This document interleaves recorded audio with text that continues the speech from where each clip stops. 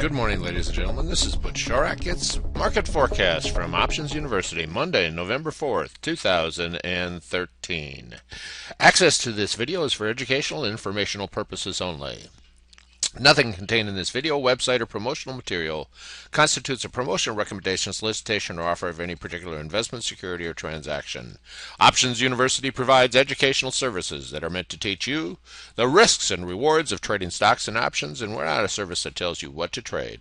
We're not implying or guaranteeing any profit, and as always, do not trade with money that you cannot afford to lose.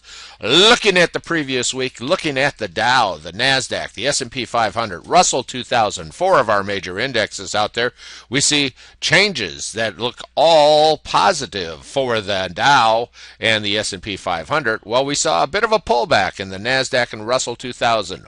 All of this thanks to the FOMC meeting, which took place on Tuesday and Wednesday of this past week. As we look at percent change for the week, we see the Dow up 0.3%, NASDAQ down 0.5%, S&P 500 basically flat at up 0.1%, and the Russell 2000 down 2%. So there was a week of consolidation that took place as we looked at this week of the FOMC meeting. Looking at year-to-date numbers, we certainly see lofty moves out of the S&P as we're very still close to all-time highs. Looking at the Dow up 19.2% for the year, NASDAQ up almost 30% at 29.9% for the year. Looking at the S&P 500 up 23.5% for the year. Russell 2000 up 29% for the year. Do you think we'll see that at the end of 2015 as we see this bullish market continue up, moving up and making big changes in everybody's pension plans? Looking at economic announcements for the coming week, we see that we have factory orders on Monday at 10 a.m.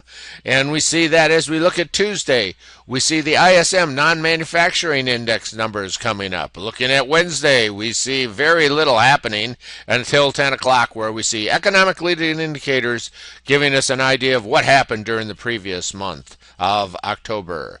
And then when you go to Thursday, we see the GDP, we see jobless claims, and which we see every Thursday morning at 8:30. And then looking at Friday, we see the employment situation for the month of October, which will be a monthly report. We see personal income and outlays and consumer sentiment coming out. All right, so what was it that happened last week in economic announcements? As we see earnings coming in line, having difficulty with top-line revenues, and showing us that what is the sustainability of this economic growth. We saw some bit of a little threat coming from the FOMC meeting, but really, does it really mean anything? As we looked at some of our economic numbers from last week, we saw retail sales were soft. GDP coming in this week, we expect to come in at 1.9%. Basically, the Fed wants to see this come in above 2% for sustained growth, and things are looking a little soft. We saw pending home sales off 5.6% in September.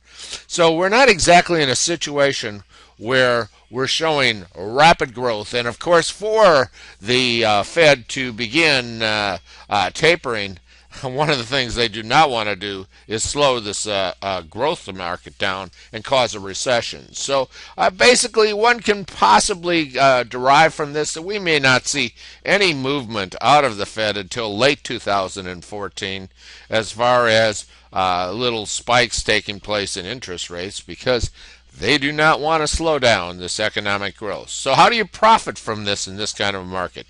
Keep doing what you're doing. Things are going to move up. They're going to consolidate. They're going to pull back a little bit. But we're near market all-time highs. Would you expect revenues of our companies to be spiking when markets are at all-time highs?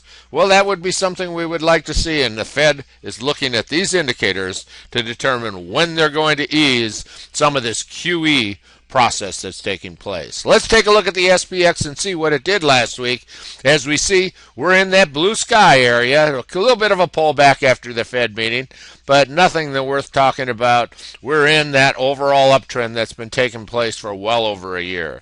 Let's look a little closer, and we see that on Monday, we had a bit of a rise. Tuesday, we had a bit of a rise as the FOMC meeting opened. And then as the FOMC announcement came out on Wednesday at 2 o'clock, we saw a bit of a pullback, and we had a little bit of a pullback here down to that 1750 support level that took place right there. So far we're seeing no big pullback. We are a bit away from the 30-day moving average. You can expect that at some point along the way we'll see something take place that'll make it pull back to that 30 and 50-day moving average as we saw take place last month. But the truth of the matter is we are in an uptrend, and that uptrend continues. Now, looking at the Dow, what did we see here? Well, we're very near the highs for the Dow, too, as we saw a bit of a pullback after the Fed, mimicking the overall market, basically flat for the week, and certainly no big fear taking place from anything in the market at this point. Looking at the NASDAQ, well, it was one of those that had a bit of a pullback, a small amount pullback for the week, but again, showing us a very little fear as we're rapidly approaching that 4,000 level. Will we again see Dow 5,000? Well, we seem to be headed that way. Let's see whether it happens or not. Time will tell, but we're going to have what looks like a number of months for this thing to keep right on growing. Russell 2000 had the biggest pullback for the week, pulling back to that 30-day moving average. Watch this index carefully, as many times it is one of our leading indicators to know when the turnaround is going to take place. Got a bit of a spinning top on Russell 2000, so look for higher highs and higher lows out of the Russell, giving an indication that we're ready for our next bounce. VIX, well, what did that do? VIX, a big pullback. But look at that. I don't know whether that's a real spike or not. If it was momentary when the FOMC came out. But look where it finally ended up at the end of the day, and the rest of it means relatively nothing. VIX at 13, very low volatility in the market. No great fear showing up whatsoever in this contrarian indicator. Looking at bonds, we see we've pulled back to that 30-day moving average. We've had a bit of a breakout in the bonds, the first we've seen in about a year. As we see the bond market showing a little bit more strength than we saw out of it during the rest of the year. Looking at gold, we see that there's no big flight, and we're going to try to close that gap down to that 122.50, as gold had a bit of a pullback for the week, as there was no great runoff to safe money, as gold basically held its own. All right, looking at the SPY, we see exactly what it looked like, what kind of volume. Well, the last 3 days after the Fed announcement, we ended up with a bit of a volume spike out of the SPY, as we see a big fight going on. Is it going lower? Is it going higher? My bet is it's going higher, but, you know, our job is to read the charts, not to make suppositions. We certainly could pull back at any time to that 30 to 50-day moving average, as we've seen in the past looking at the previous SPY chart there. All right, looking at the financials, we would expect a bit of a pullback, and we're seeing it as we see the financials showing a little more weakness than the rest of the overall market. XLF is our ETF that tells us what our financial markets are doing. Still near all-time highs. Looking at oil, we had that breakdown we talked about last week as we broke through that level of support as we go to lower levels. Will we see gas prices below $3? Keep your eyes peeled. It certainly seems like we could end up there. All right, so for those of you that are gold members, stick around. We got stocks to watch and see how they recorded their chart this week, as we saw the market with a bit of pullback after FOMC, and we'll be able to identify by looking at these charts those which may have more potential to the upside, as we see what their relative strength was to the overall market.